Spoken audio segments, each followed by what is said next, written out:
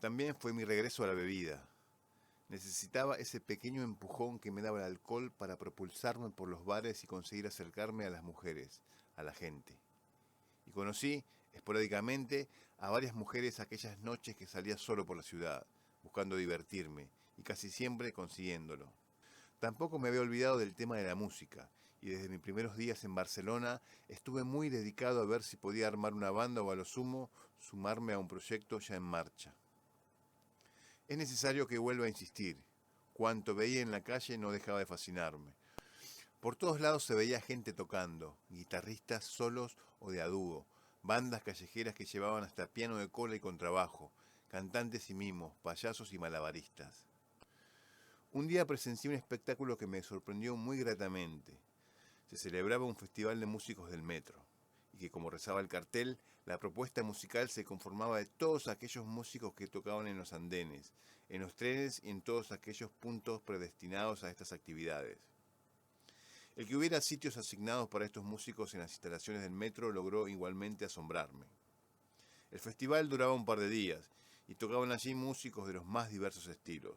Y fue ahí donde conocí a lo que tiempo después acompañaría en una banda llamada Sharkat, Joel y Gustavo. Lo que me llamó la atención del espectáculo no fue precisamente su música, sino su actitud. El contraste de verlos a ellos, llevando dos enormes teclados, ropas desgastadas y peinados afro, sonriendo ininterrumpidamente, dejando en evidencia su estado, al menos de embriaguez o de ir drogados, y luego verlos tocar una música tan enmarañada, por así decirlo, y que rozaba lo psicodélico, espacial o tal vez experimental, pero que ellos, como dije antes, no dejaban ni por un momento de reírse a carcajadas por lo que tocaban, por lo que hacían. Me resultó de lo más simpático. Varias de las personas que allí estaban optaron por dejar sus sillas e irse, razón por la que Joel y Gustavo no pudieron por menos aumentar sus carcajadas. Me fui antes de que terminaran su concierto con una agradable sensación, aunque lamentando el que no pudiera conocerlos personalmente. Aquel deseo lo cumpliría unas semanas después. Durante la semana no podía salir hasta muy tarde, ya que siempre debía despertarme pronto para ir a trabajar. Pero llegado el viernes, la noche me veía llegar como un conocido. Además de la música, había tomado el gusto por contemplar la abundante locura que impregnaba casi todos los recovecos de Barcelona. De repente me topaba con un anciano que, en medio de una estación de metro, ofrecía conciertos de ópera, yendo de un extremo a otro del andén cantando con una voz quebrada, ronca, y haciendo violentos ademanes de disgusto ya que al parecer no alcanzaba los agudos que quería. Es verdaderamente grande la diferencia en la capacidad de sorpresa de la gente que vive en Buenos Aires y la gente de Barcelona. Acá el viejito apenas si le prestaban atención, yendo y viniendo por el andén como si estuviera en un importante teatro.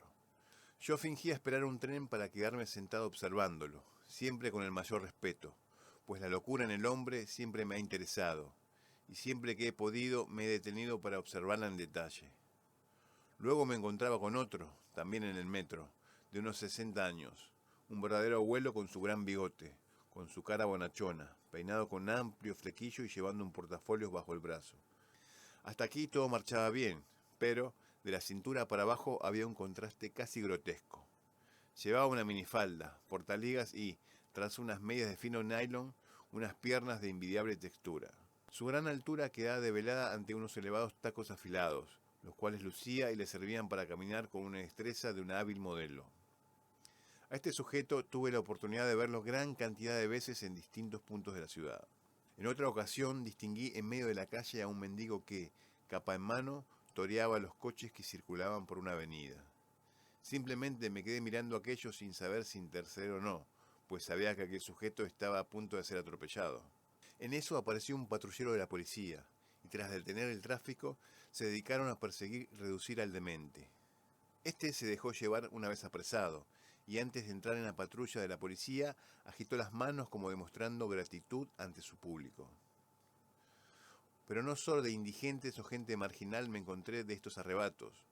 Una vez me topé en el vagón del metro a una muy linda parejita que sostenía entre sus manos una caja. Como no había asientos disponibles, todos viajábamos parados, y yo me encontraba muy cerca de ellos. Distraído me concentré en sus caras, en cómo contemplaban aquello que miraban, que no era otra cosa que lo que había dentro de la caja.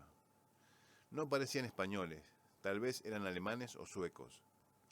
La muchacha era la que más fascinación sentía al mirar aquello que había en el interior. Había hasta ciertos matices de amor en sus facciones, casi maternales. Por parte del muchacho ocurría otro tanto. No pude dejar de sentirme atraído por la situación, y la curiosidad me picó al punto de que, con disimulo y apariencia de que quería ver el mapa del metro, me acerqué a ver qué contenía la caja. Pero así como me acerqué, tuve que retroceder. La cajita era transparente en su parte superior, de un palmo de longitud más o menos, y adentro había un escorpión que ocupaba la mayor parte de su interior. Pero también me reí. Y es que siempre me han causado risas las cosas retorcidas, las cosas que desde un ser demuestran que tiene un mundo interior algo turbio, que tras su intento de mostrarse normal fluyen unas fuerzas poderosas que lo obligan y seducen a entregarse al absurdo. Pues es el absurdo un orden diferente, pero como por lo general es incomprendido, se cree que no es orden alguno. Pero también me ha preocupado esa inclinación mía a reírme ante lo enfermo, lo retorcido, y que he visto mayormente en la ficción o el arte. Sobre todo fui durante mucho tiempo adicto al cine de terror, cuanto más retorcido, mejor. Y disfrutaba de la película cuanto más tenebrosa y o sangrienta era la historia. Pero ya no. También en la literatura lo retorcido me arranca una sonrisa, pero también en las simples anécdotas cotidianas que escucho aquí o allá sobre hechos terribles me hacen reír. Lo de espontáneo que hay en mi risa acerca de la locura me hace pensar a veces si no habrá algo de ella dentro de mí.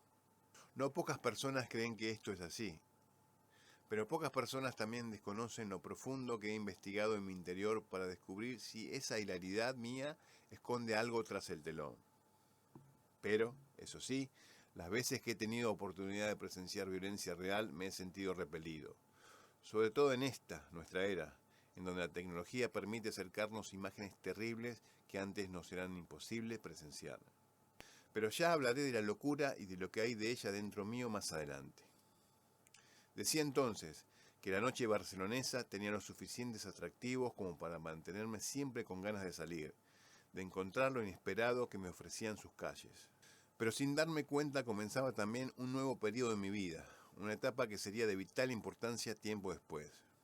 Como he dicho antes, trabajaba en Martorell, en las afueras de Barcelona, y debía tomarme el tren en la estación de Arco de Triunfo y viajar 45 minutos de ida, así como los correspondientes 45 de vuelta.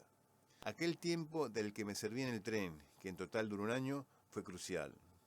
Lo que había dicho acercamiento de la literatura había sido hasta entonces parcial, un libro de vez en cuando, y lecturas no del todo complejas, ya que me costaba entenderlas si no eran en el entorno más amplio. Pero allí, en aquel viaje de tren tan distinto a los viajes que hacía en Argentina, sin el traqueteo incesante, pude convertirme en un lector voraz. No quiero decir con esto que en los viajes de tren en Argentina no disfrutara. Poseían su encanto de forma inigualable y sería extrañado y buscado por mí con ansiedad en mis posteriores viajes a Buenos Aires. Pero aquel tren que viajaba a Martorell tenía lo indispensable para sumergirme en la lectura. Apenas si se movía uno.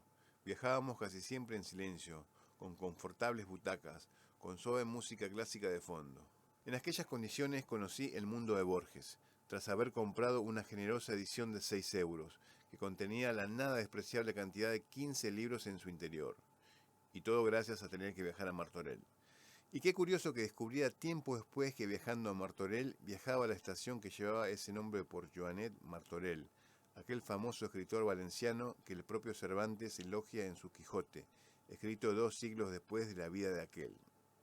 Tomaba el tren a las 7 de la mañana y mi horario de entrada era a las 8, pero casi siempre me retrasaba, ya que mi jefe me venía a buscar a la estación y me llevaba al pueblo donde por lo general realizábamos los trabajos, 10 minutos en coche montaña arriba. También aprovechaba la hora en la que comía para leer en el bar del pueblo. A aquel bar asistían la mayoría de los obreros del lugar, quienes dedicaban su tiempo libre a beber cervezas o jugar a las máquinas tragaperras. No era difícil imaginar que muchas veces me dirigían miradas recelosas a mí, que sentado en la barra leía el voluminoso libro con las obras de Borges. Por lo que también en aquel ambiente, cargado de gritos, de humo y de sudores de los trabajadores, me entregué al fascinante mundo de las ficciones de Borges, a su Aleph, a los fantásticos relatos de la Buenos Aires de 1800, pero también, y esto es fundamental, a sus ensayos sobre otros escritores. Y de ahí que quedara siempre fresco el nombre de Kafka en mi memoria, y no dudara en sumergirme en su obra un poco más adelante. También me aproximé mediante Borges a Stevenson, con quien ya había tenido un frustrado acercamiento con la Isla del Tesoro. Pero Borges despertó mi interés acerca de su restante obra, y sobre todo por el extraño caso de Dr. Jekyll y Mr. Hyde. También gracias a aquel enorme libro me acercaría a la filosofía, y sobre todo a Schopenhauer.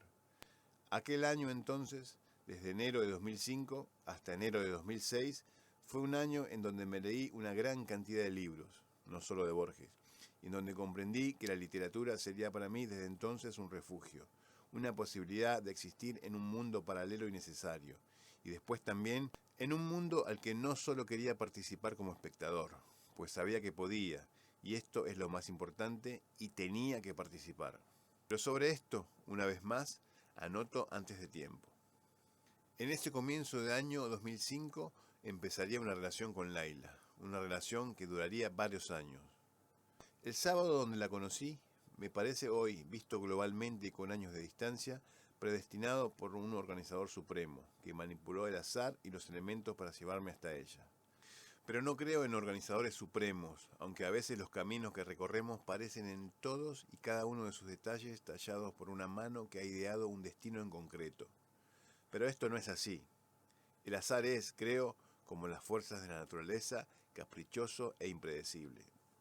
Mi relación con la muchacha que más arriba nombré como la primera que conocí en Barcelona se interrumpió, bruscamente, pues ella encontró en mi cámara de fotos una imagen mía con otra mujer. Traté, estúpidamente, de decirle que ese no era yo, pero de nada sirvió. No la volví a ver más, al menos no como amante. Teniendo lo que se dice vía libre, me dedicaba a salir los fines de semana buscando compañera, cosas que a veces conseguía y a veces no. El sábado en que terminaría conociendo a Laila estaba en mi pequeña habitación en la casa de los peruanos, bebiéndome una botella de licor, buscando conseguir el toque de embellecedor del que hablaré más adelante. Ocurrió que, entre el cansancio que arrastraba y la bebida, me quedé dormido, y me desperté después de las 2 de la mañana, es decir, cuando el metro ya había cerrado. Viendo que el destino previsto para esa noche me resultaba imposible, decidí dirigirme a un lugar que tenía como segunda opción, que ya pululaba en mi mente. Me habían entregado aquella noche un volante anunciando que en una discoteca se realizaban las fiestas argentinas. Como el lugar no quedaba lejos y como ya había perdido el último metro, me pareció lo más conveniente dirigirme a aquel sitio. Recuerdo que me pareció raro el que me quedara dormido, ya que por aquel entonces jamás me ocurría cosa semejante. Llegué al sitio bastante borracho y me fui en su interior tras pagar la entrada. El lugar estaba a reventar y yo, como siempre, deambulaba de aquí para allá tratando de hablar con alguna muchacha. Finalmente me encontré con una que me sonrió y luego de un momento en donde entablamos una fugaz charla, nos pusimos a bailar. Lo que más me gustó en ella fueron sus ojos, y no tardé en decírselo, pero se lo dije a la manera que solía decirlo a casi todas las cosas. Le dije, «Qué lindos ojos, ¿son de tu papá o de tu mamá?» Por absurdo que resulte, como ya he dicho antes, aquella táctica funcionaba 9 de cada 10. Comenzamos a hablar de no recuerdo qué, y cuando ya me quise dar cuenta, nos estábamos besando. Y así continuamos lo restante de la noche, en donde a la vez conocí a su amiga, también argentina, la cual me miraba de un modo extraño, quizás intuyendo que estaba borracho. Al terminar las fiestas argentinas, salimos todos juntos de la calle, y yo me ofrecí a acompañar a Laila a su casa. Ella al principio dudó, pero luego aceptó de buena gana. Su amiga se perdió en algún punto que me es difícil recordar por la nebulosa que atosigaba mi mente en aquellas horas de la madrugada. Y llegamos al barrio gótico, lugar donde vivía Laila. Como de costumbre, desplegué todos los recursos de que disponía para tratar de que me introdujera en su casa, pero ella me recordó que era casada, aunque resaltó luego de que su relación matrimonial estaba a punto de finalizar. No recordaba que me lo hubiera dicho con anterioridad, lo que no quiere decir que no me lo haya dicho. Nos quedamos sentados, besándonos y abrazándonos en un banco cerca de su casa, hasta que ella finalmente se fue a dormir. Eran las 7 de la mañana. No sé si fue por haberme conocido, pero la cuestión es que unas semanas después su marido abandonaba definitivamente la casa en donde vivían y se mudaba a Alicante. Puede decirse que ahí comenzó nuestra relación.